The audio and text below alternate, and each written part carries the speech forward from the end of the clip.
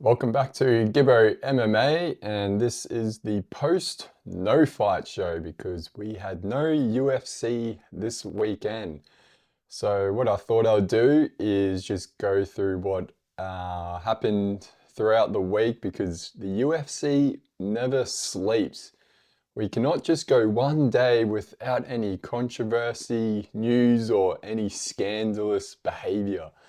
And we've got a lot on the cards for today. I'm going to talk about um, UFC heading to the White House next year, possibly. We've got Arman Sarukian blasting the lightweights on Twitter. We've got pound for pound rankings. What does the pound for pound rankings mean? Who should be number one in my opinion, or in your opinion? Who do you think should be number one pound for pound? John Anik, he comes out and kind of says what everyone else is thinking with the amount of events we have, and do some UFC trivia as well. And also, we're going to look into a bit of the stock price of the TKO. So, firstly, just want to get started. We had no fights this weekend, and it's like, okay, a week off, finally. I've been saying like so many events, like just give us a break.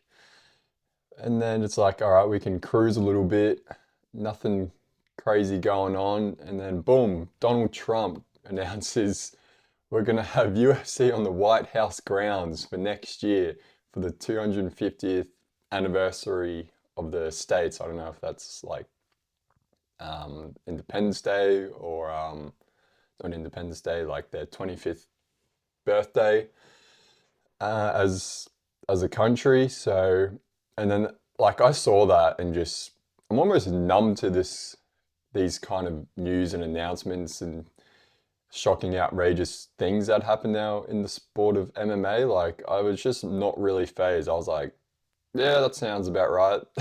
And I was just like, oh, I just couldn't be really bothered putting much energy into that because what came from it was as expected, everyone just not going insane or wild, just like all these fighters started coming out, and you know who started saying, "Yeah, I'll fight, I'll fight." And it's like, well, where have you been for the past 3, 4 years? You guys haven't fought, but you see this happen, and now you want to get your name out there again. And that was Conor McGregor and John Jones. Firstly, John Jones retired like 2 weeks ago, and then this announcement happens, and now he's like, "Oh, I'm back in the testing pool." So for me, that officially confirms he ducked Tom Aspinall. For him to come and tweet that out or whatever, if it's true or not, if he's even re-entered the testing pool, it just shows like, yep, you just don't want to fight Tom Aspinall. Pretty much anybody else but Tom Aspinall, he will fight. And this just shows it. Like 2 weeks after, no one really cared about his retirement. They were kind of just like, finally it's over, we can move on. Which is pretty sad because he's one of the greatest fighters of all time. And you look back and go, I wish we had seen him fight more.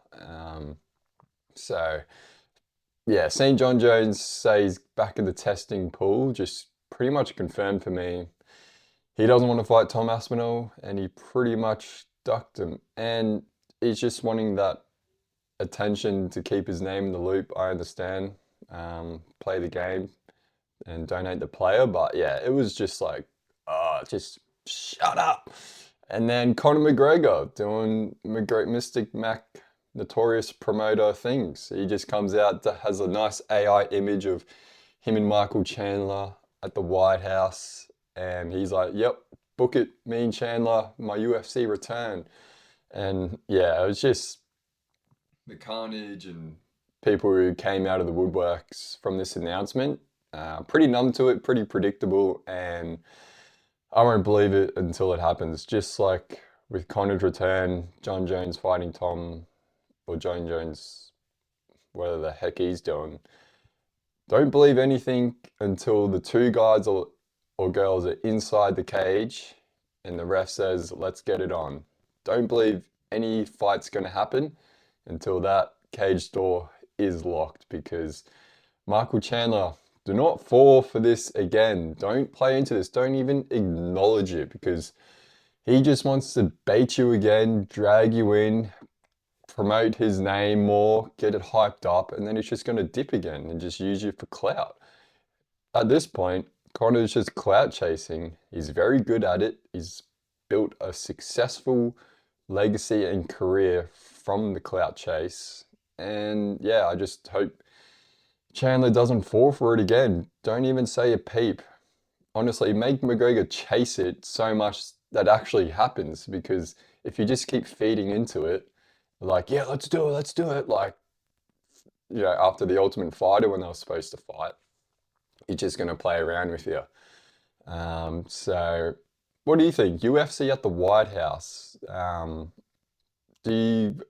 Obviously it's just cartoonish and, it'd be a great spectacle. It's going to get the sport, more attention, more views worldwide.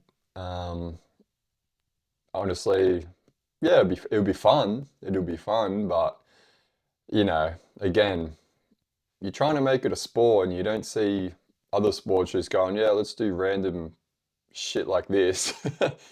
But that's what's fun about MMA is like you can put two people anywhere and they can fight. You put them you see people in cars now fighting, car jiu-jitsu and telephone booth fighting, people in pits and so yeah, that's where the MMA have their strength is. They can take their sport anywhere in the world and put fights on. So it'll be fun.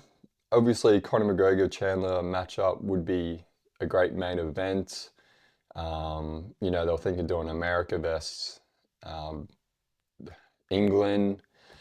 I'm not too well versed with American history and all that with their when they declared independence from the Brits and all that Civil War stuff. But that'd be fun. I think the matchups would favor the Americans if they were to do it like that. And it's just like, yes, it's an American-owned company and all that, but you got fighters from around the world. It's like, well, yeah, I just think the matchups would just favor the Americans. And yeah, it's at the White House, but again, it's like you want to be a serious sport, put on serious fights, and do serious things. So UFC at the White House.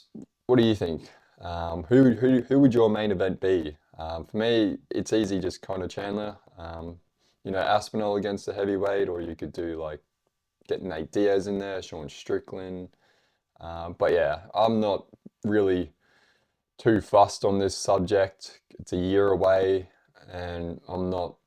Yeah, until the event's announced and it's a day of, then I'll be super excited because now it's just a waiting game, but also just hypotheticals, and it might not even happen. Trump's the master of publicity, and he uses the UFC really well. He walks out to his own walkout song and everything, and he's almost the main event at the UFC events, just his appearance. So he knows if he just throws out outlandish stuff about UFC or whatever, he can just use it for publicity and use it as a political way to, I don't want to get too much into politics, but as a way to, take attention off some really important matters that are going on right now. So yeah, I think that was just a trump card essentially. But let's move on to Arman Sarukian. Now, I did open my eyes up into what this sport is and how different it is to other sports, and why I keep using the word prize fighting. This guy is just out on now, he's just out on Twitter X blasting people, blasting Topuria, Dan Hooker. Let's read out some tweets. So the other day he did, fun fact of the day, Topuria never fought anyone in their prime. So he's referring to Volkanovski, and Charles Oliveira, Max Holloway. Now, I do somewhat agree with him, and I did say this leading up to the fight with Oliveira, how he fought Volk, who came off a head kick knockout. Not the best tip-top shape Volk to fight. And then Holloway cutting back down from 155. So like I do kind of, I got a bit of hate from that. of course, from the Topuria fans. But I was just saying, like, they weren't their best selves. But now, as you think about it more and everything, is like, what else can you do? Like, that's just how MMA goes. Like, you can only be at your prime so long, and then to cash in on where you're at in your prime, now it's who can not lose while they're on their decline, who can stay up the top, but still while they're physically declining. So I do give, I don't take back, but I still, you know, am less bullish on that he didn't fight them in their primes. Like I do want to give flowers to that, but other people, Paddy Pimblett's coach, I believe, he came out and said it on Submission Radio, saying like, oh, he didn't, yeah, Topuria didn't fight them in their primes, but um, yeah, I think I came back a bit as like you just can't keep taking away people's wins. Like what's not their fault the way they came into those fights. But yeah, Sarukian though, he's come out said he's never fought them in their prime, and it goes both ways though. Arman Sarukian's best win is against Charles Oliveira, and you could arguably say he didn't beat Oliveira in his prime. So like, I think it goes kind of, and same with Paddy Pimblett, he didn't beat Michael Chandler in his prime. So like the case and argument you're making for Topuria, you got to then look back and apply it to yourself, and now it's just a double standard and a bit hypocritical. So that's but where I was going to lead to this is Arman Sarukian. I like what he's doing because he's now got a fight for a number one contender spot. I don't think with his hands, but with his mouth. I think he's got to really start making some noise, build some hype around it, and because that's what the UFC likes is people making the fans, interested and having interest in that fight. And this is exactly what he's doing. Like, I don't think he's just laughing at this stuff. He's not super serious. Like, this is MMA, this is prize fighting. Like, he tweeted again, X, another fun fact, Topuria regularly misses weight, so spare us the fairy tales about fighting with one arm you pulled out from Charles Jourdain, blah, blah, blah. Apparently Charles Jourdain took a short notice fight against him, made 145 on 9 days notice. Topuria had a full camp, but wasn't able to make it to the scales. But yeah, this is just good, playful back and forth from Arman Sarukian because his shine got taken by Paddy Pimblett when Paddy got to enter the cage, and he's like, man, that should be me. So take it to the socials where all the fans are at and start making some noise. Start the prize fighting beef and shit talk. And then I tell you what, he did a drive-by on Dan Hooker. He goes, on a side note, Dan Hooker is still a bitch. Just thought that needed to be said.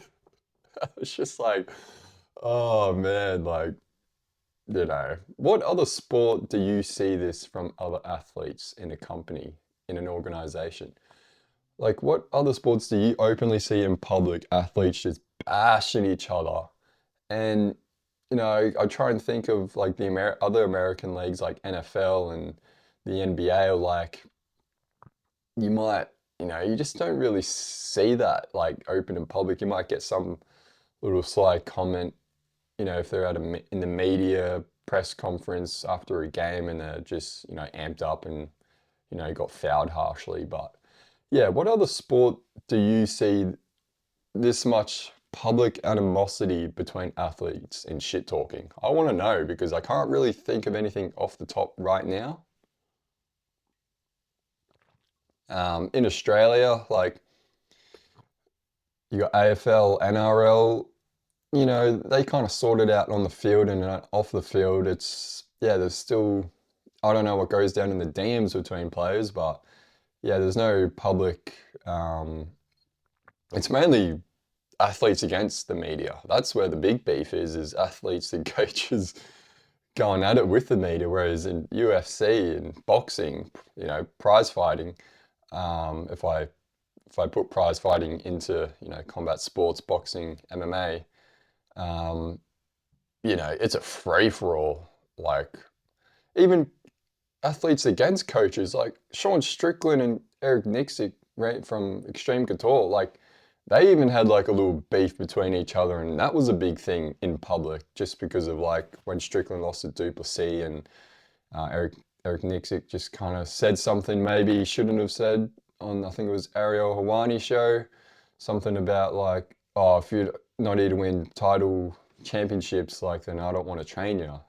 Came across pretty bad, and he apologized, and yeah, just just because he cares so much, it kind of maybe came out a bit too in that emotion and way it was said. But like, yeah, what other sport do you see athletes just going at it at each other? And it's in the business of pay-per-views, selling tickets, putting bums on seats, and that is, yeah, UFC prize fighting. Um, so yeah, I got to give it to Arman Sarukian playing the game there. You can't hate him for it.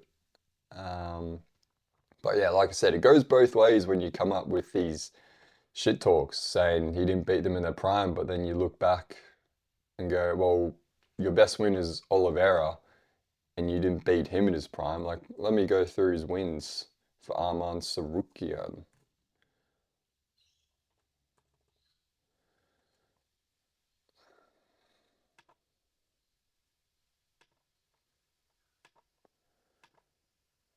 Because yeah, being number one, like it must.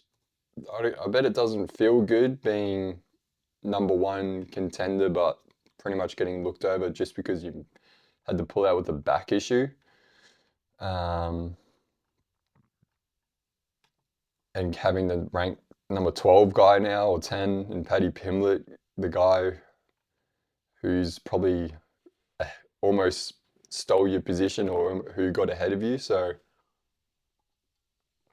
he beat Charles Oliveira in a 3-round split decision at UFC 300. That's his best win of his career, a 3-round split decision win over Charles Oliveira last year. And you could say that's not prime Oliveira. Who beat prime Oliveira would you would say Islam Makhachev. He beat him and absolutely cleaned him up easy, knocked him down and arm triangled him. His other best win is Beneil Dariush. He absolutely flatlined him, but Dariush was already coming off a knockout. Who did he lose to? He already got finished by um, Charles Oliveira, got mauled by him. Um, yeah, and then his other win, Joaquim Silva, Damir Ismagulov, he lost to Matus Gamrot. So, yeah, when you, it was just pretty ironic how he came out and said, oh, you never beat them in the prime. It's like, well, have a look at your own resume. So, yeah, goes both ways.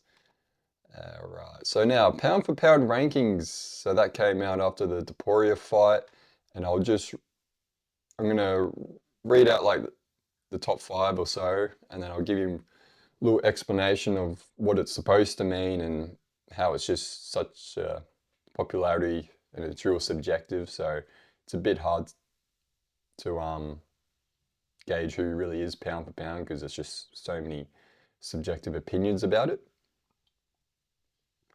So Topuria, after his win, went to the #1 pound for pound fighter in the world. So he moved up 2 places and overthrew Islam Makhachev.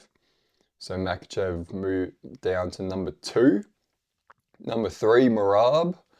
He moved down a spot because he was number 2. And then he got bumped down because Islam got bumped down. Dricus du Plessis held his spot at 4. Alexandre Pantoja moved up 4 spots to number 5. Now, in the post-fight show, I was saying, like, they got to freaking respect this guy. They got to, especially on the pound-for-pound rankings, he was ranked, what was he, ranked 9. And I was like, if he's not ranked top 5 after this win, freaking just, I'm going to shut down this whole Gibbo MMA brand. Shut it down. What's the point if Pantoja doesn't get respect after that 4th title defense, and he's finishing guys. in easy fashion. I was like, if this guy's in a top 5 fight and you got fucking Magomed Ankalaev there, fuck it, I'm shutting this thing down. What's the point? So it's good to see Pantoja finally get some respect on his name.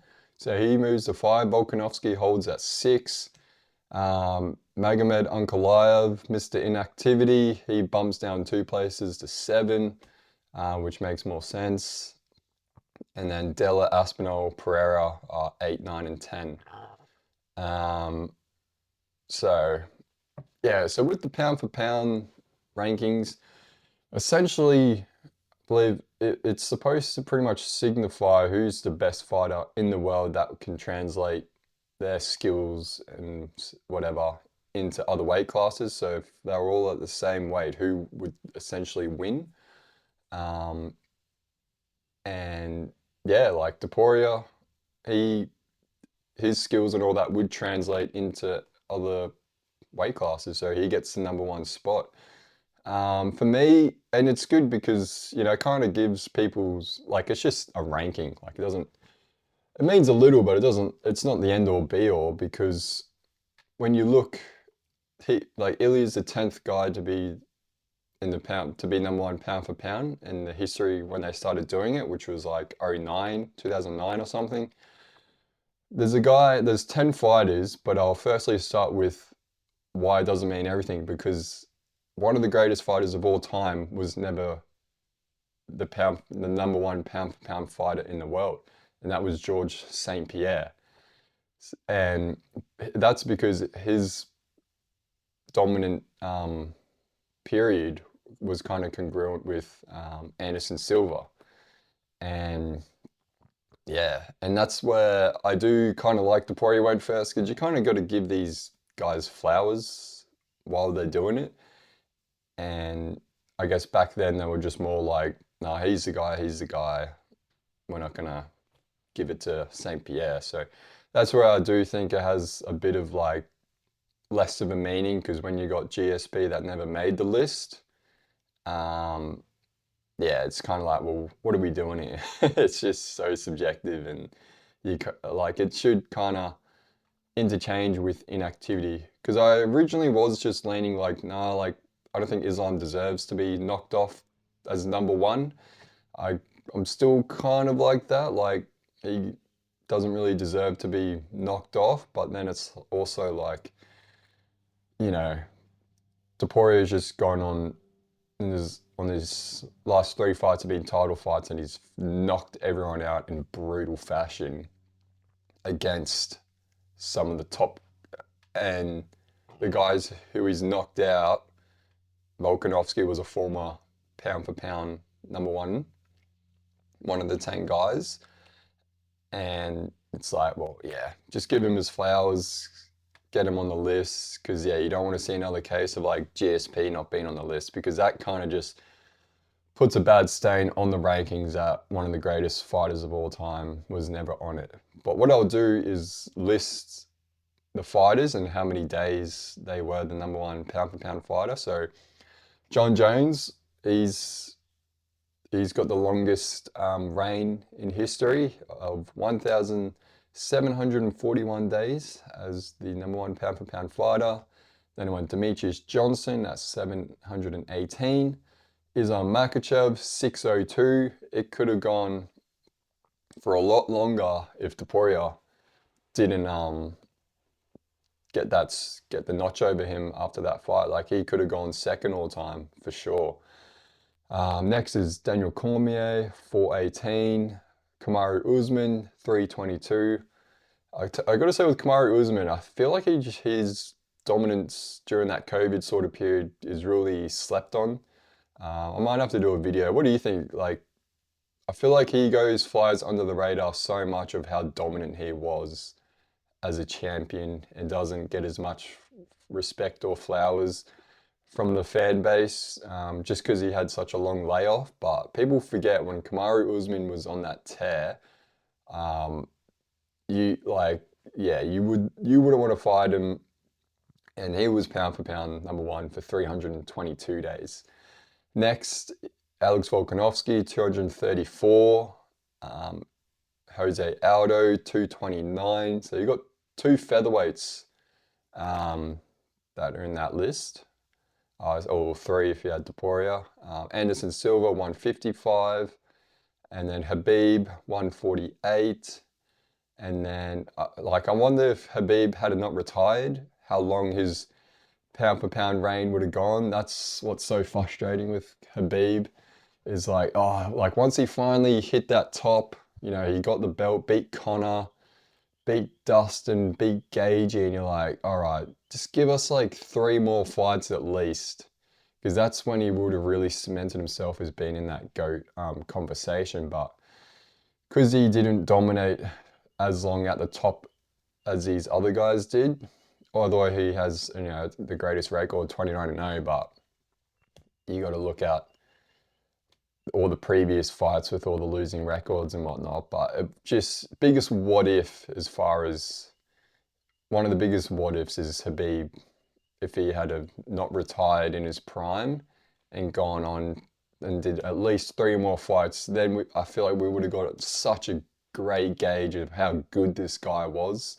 Because if it wasn't for Conor McGregor, honestly, 80% of the fan base wouldn't know who the guy is, to be honest. And I don't think Islam would be as big as he is if it wasn't Conor McGregor. So I think, yeah, they should definitely be thanking him because, yeah, no one knew who the Nurmagomedovs were, what this Dagestani wrestling was, unless you were in the know. And Conor McGregor essentially fucking made Khabib's career.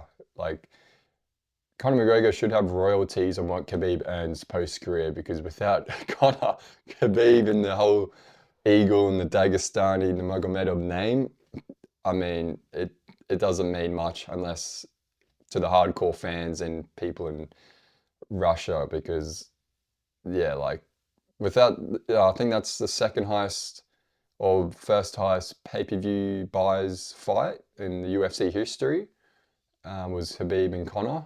So before that, like, where's Habib on the list? Nowhere.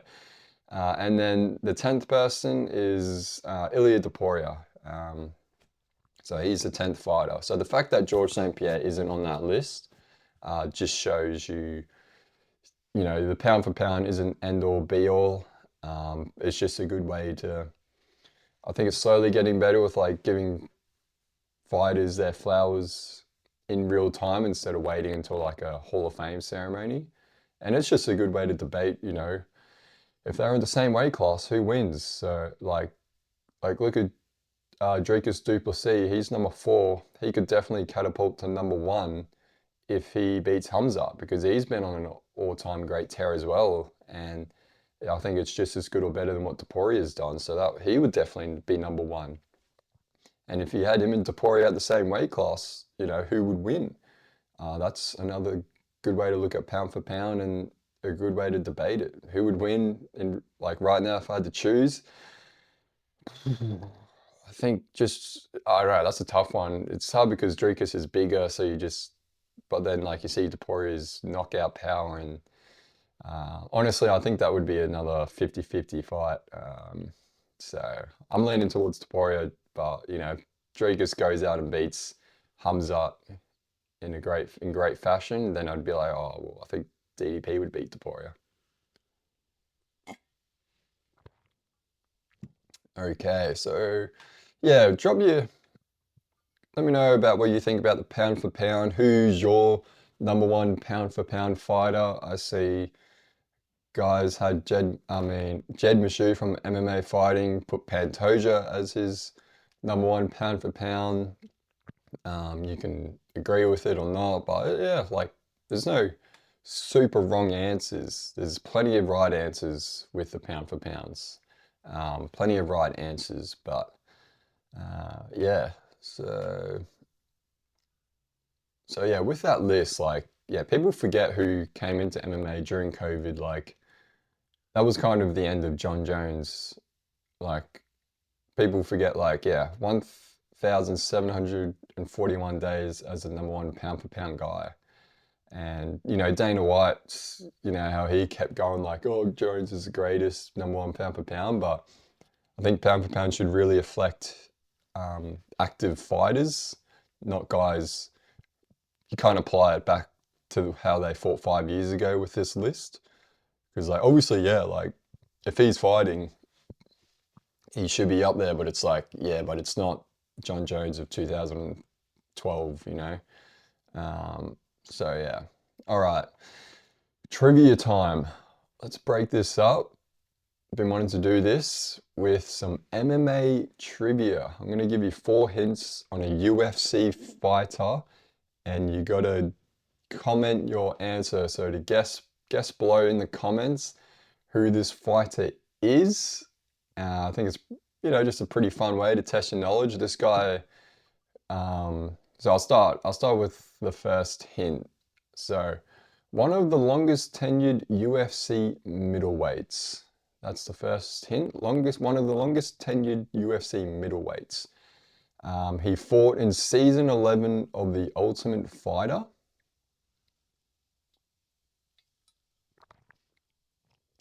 He's fought Israel Adesanya and Robert Whittaker. That's the third hint there. He's fought Adesanya and Whittaker. And this is kind of the big one, because right now you're like, oh, there's a few guys just off the top of your head. But this last hint should really help out. He's from Hawaii.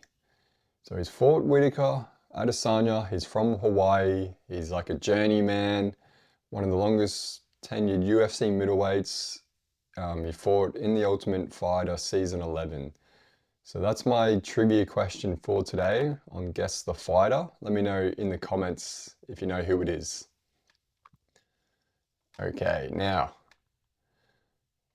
when I did my video, you should go watch it, if I was UFC president for one day, what would you do? Go and watch that. Let me know what you would do if you're in that position. But to reiterate what I would do, John Anik has, and that was to reduce the events. So at the UFC Hall of Fame on the red carpet, Anik in the media scrum got asked questions, and he's come out and said he suggested less events to add more depth. He said, I do think we ask a lot of our fans for 7-8 hours a night, 41 Saturday nights a year. So I think making the live events a little bit more ingestible would be a lot better.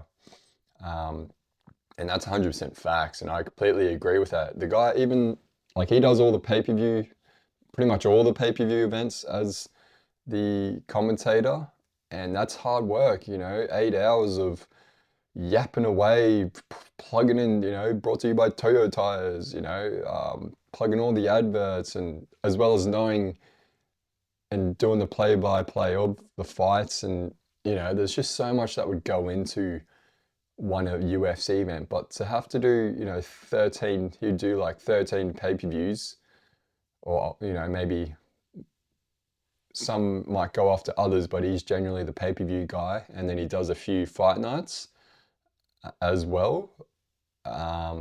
So yeah, so for the guy, like, if anyone would know and would be asking for, and that deserves it and has a good take on it as well, as John Anik, because he's the one at the events from start to finish, pre and post, and he's just like, I guess it'd be so draining what he does. Oh man, that'd be so hard, having to sit there at the desk, get up, do other little segments, just talking straight fights for like 8 hours. Obviously, you get the best seat in the house. I'd be honored to be able to do that. That would be awesome. But, 41 Saturday nights a year, and you got 12, 13 fights, 7 to 8 hours. Honestly, it would kind of suck the life out of you a bit.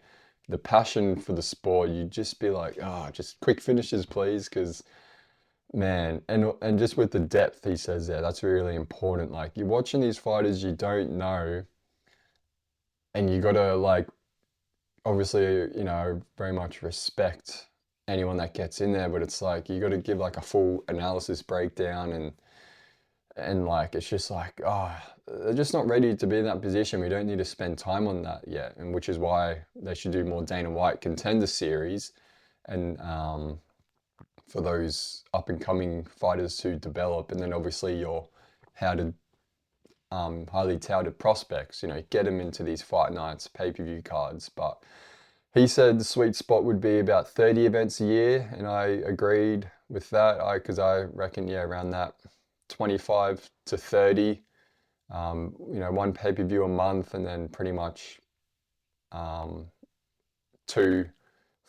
or two fight nights as well in a month. So you'd have like probably 2 to 3 events per month instead of pretty much have like 4 events. So yeah, just to reiterate, John Anik, very much agree with him. And that was one of the things I'd change as UFC president, was make it, if you want them to watch every fight or watch the main card, is to make it more ingestible. And because it's getting a little bit out of hand. And and that's why I kind of stopped following NBA. Like, I used to be a mad basketball fan. Used to play basketball a heap, a lot of pickup basketball, street ball.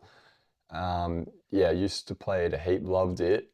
And, like, I love watching those final series with Steph Curry, LeBron James, Golden State Warriors, Cavs. Like, that was like my prime of like following basketball from like 2014 to 2018, 19.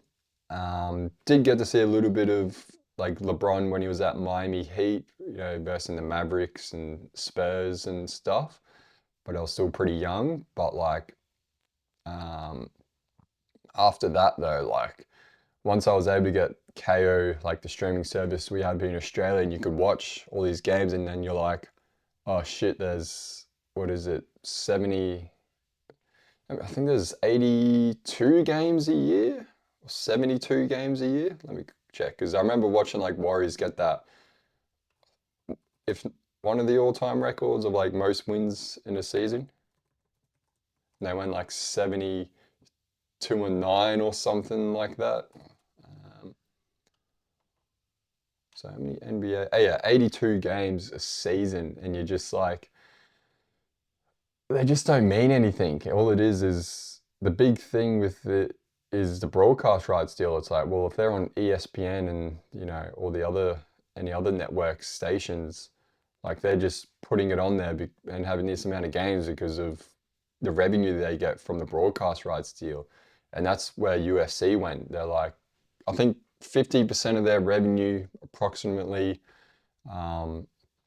is the broadcast rights deal. Like, over 50% of their revenue comes from their broadcast rights deal. And so they agreed to put on all these events and fights for this period. And that's why they had to go to Fight Island, was like, they just signed with ESPN. They're going to put all these fights, we need the money coming in.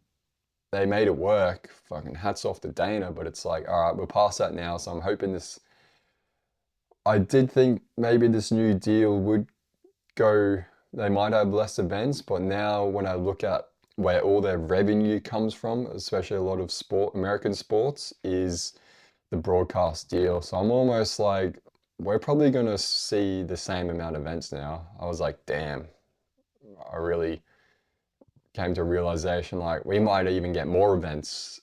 But yeah, 82 games a year for basketball. Like, there's just so many nothing games. Like, the big rivalries, like, they play each other like a few times a month almost. Like, there's like, what, 32 teams or something in the league. But and with all the stoppages and timeouts, like, basketball just became way too hard to watch and follow. Like, didn't even really watch any of the final series with OKC and Pacers. That's why because I used to love NBA, but I stopped because there's just so many games, and I like things that mean something, which leads into, I just thought of before, was which current UFC fighter would do really well in State of Origin. And if you don't know what State of Origin is, right after this episode, go on YouTube and Google State of Origin, Queensland versus New South Wales. And this is rugby league. It's a game between two states. So you got State of Queensland versus the State of New South Wales. So for an American, it would be like California versus Texas or something, or California versus New York. Um, but because we have a lot less fewer states, it's pretty much like these two East Coast states, and it's a massive rivalry. It's huge, and it's they only play 3 games a year outside of the NRL fixture between the teams. So the best players in the NRL then get selected. There's like eligibility, like if you were born in Australia and where you first played um, rugby league. So like in America, it'd be like where you were born and then where you first played your American football game, like as like a junior or something. So like if you were born in say like Washington State and then you headed down to California and played like American football there, like then you'd play for California. Um, but yeah, I was thinking like, oh, which UFC fighter would be able to play State of Origin and would thrive in that arena? Because like it is hectic. Go on YouTube and watch highlights. Um, Go and watch like last year, 2024 Game 3. Just go and watch like the first 20 minutes of how brutal this is. And yeah, because we got a game this Wednesday, decided Game 3. Like it's a huge rivalry. It's one of the biggest rivalry in sports. Like because people outside of Australia and New Zealand kind of follow it a bit. Like still don't know fully about rugby league and also this rivalry inside of the game. It is huge. I go for New South Wales because I was born there, and like this period, like it's crazy. Like you got freaking mums and grannies if they go for Queensland and you say you go for New South Wales, all of a sudden like a switch hits and they want to like punch you in the face. Like the rivalry is huge. Like if you go out and wear, so New South Wales is blue and then Queensland are the maroons. So if you're out in like Queensland wearing blue around like an Origin day or game week, like you're getting sprayed, like you're getting heckled, you're getting, you know, pushed around. Like it is massive rivalry. And with the decider coming up this Wednesday, I thought of like which UFC fighter would go into State of Origin and just love it and rip and tear. And I went with current and I went outside of like Australian and South African or like countries that traditionally don't play rugby because like obviously like Volkanovski, Jack Della, Dricus du Plessis, like I like went outside those rugby countries, um, like Robert Whitaker and I thought of someone who, because it's not just like the game, it's like everything with it, the physicality of it all. And first guy I thought of what I'd love to see out there is Hamzat Chimaev. I could just see Hamza in the middle there because you need to be like able to tackle and wrestle and be quick as well. And I just thought of Hamza, and I was just like, this guy would thrive in Origin. He'd be out there putting shots on, getting in people's faces, and it would just be spectacular seeing Hamza. And I think he would do really well in State of Origin because you need those intangible things like with the aura, getting the other people emotional, and bringing the fire and the heat. And Hamzat Chimaev would definitely be exceptional in State of Origin and be a must watch. So yeah, after this, go on YouTube and just go State of Origin best highlights or something, and just watch the absolute sheer physicality. Um, you know, every time it's played, it's sold out. They're playing in Sydney. They got 85,000 people that'll be going there, sold out.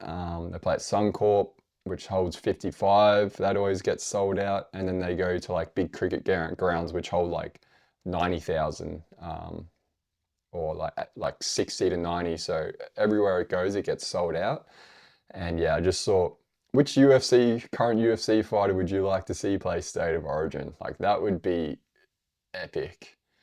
So yeah, moving on to um, yeah, I just wanted to like now with TKO how they formed to create which WWE and UFC formed to create TKO. I was like, let's follow stock. Like, how's their stock been doing? And right now it's $177 USD a share. And I think when it launched, it was like at 100 or so USD in September 2023. So yeah, their stock is up past, let's go past a year. It's up 64%. 60, yeah. So like, yeah, the TKO stock's been doing really good since their IPO and their launch. And they're currently in like $2.83 billion debt. So they got to pay that off or something next year or whatever. But that's pretty standard. Like I was looking at other companies and they're like Amazon and Snapchat and all that. They're in billions of dollars of debt as well. So it's pretty normal for these big companies. But yeah, I just thought I'd like to check in again, after the broadcast rights deal or so at the end of the year, what the stock price is looking at. Because yeah, it's $177 USD. And I think it opened like at 100 or something with the TKO when they launched it. So yeah, it's been doing pretty good, the UFC and WWE. Let me know if you got any stocks, because yeah, you might be doing pretty well. Pretty expensive stock, but um, yeah. So, but yeah, I think yeah, without any fights, I think it was a good way to be able to hit some other topics in the UFC, which is always fun. Like it kind of gets a bit seamless and boring when you got to analyze and break down some events that don't really mean anything, and then it takes away from like so much happens outside of the cage that we don't even get a chance to talk about because we're spending our time, breaking down an 8-4 fighter from somewhere in, the Middle East fighting some guy, some random guy from South America on the prelims. Like, I think a lot of time gets wasted, not wasted, but yeah, a lot of energy and entertainment and with the MMA space and making content, time gets taken away from having to constantly keep up to date with all these new fighters coming in and all these events. So it's good to be able to just, let's pull it back a bit and what's going on outside of the cage because a lot always happens. UFC never sleeps. Every other sport gets an off season. UFC gets like 4 weeks off of the year, but even in that 4 weeks, there's plenty of shit going on. Stuff happens. Fights get booked. People pull out. Like, yeah, UFC never sleeps. And if you follow it, and as a fan, you're just always like, you wake up and you check your phone, and it's just like 5 different topics, news events that have happened. Oh, this fighter's beefing with this fighter. Oh, this guy pulled out. This fight's booked. Yeah, just constant. Literally woke up. Oh, Trump wants to put the UFC at the White House. Like, it just never ends, which is a good thing. But also, like, can we just have a break? Seriously. Oh my God, I couldn't imagine being a UFC employee or like Dana White. Like every day the shit they would have to deal with. Like it was go and watch Inside the UFC or something it was called. I think it's on Fight Pass and just see with all of the shit they deal with and they go around with Dana White and Hunter Campbell and like you get to see when John Jones injured himself and yeah, just them trying to book fights, make fights, just yeah, so sporadic and you know money never sleeps, UFC never sleeps. They go hand in hand, obviously. So, yeah. Again, let me know in the comments which fighter with the trivia question is. So, longest tenured UFC middleweight fought in the Ultimate Fighter season 11. Fought Adesanya Whitaker and from Hawaii. So yeah, guess the fighter. Let me know in the comments. Also, let me know what else you want to hear or what other videos you want to see. I got the who would win Squid Game, which UFC fighter would win Squid Game. So I go through a list on who I think would win, and then I also let you know out of all those who I'd put my money on and like my final pick is. And then also the UFC president one for one day. What would you do? Definitely go and watch those. Leave a comment on what you would do. Definitely like to hear your thoughts on it. But yeah, so this was the post no fight show. And yeah, I think, I quite enjoyed doing this.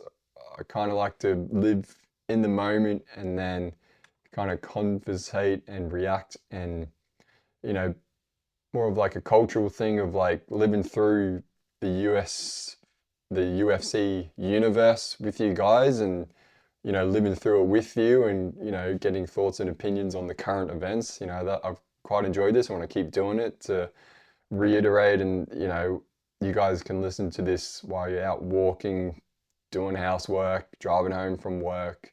And you guys can also just, live through the MMA UFC universe with me. So, yeah, so we got UFC, Derek Lewis versus Teixeira coming up this weekend. I'll do a pre-fight show, little breakdown of the card.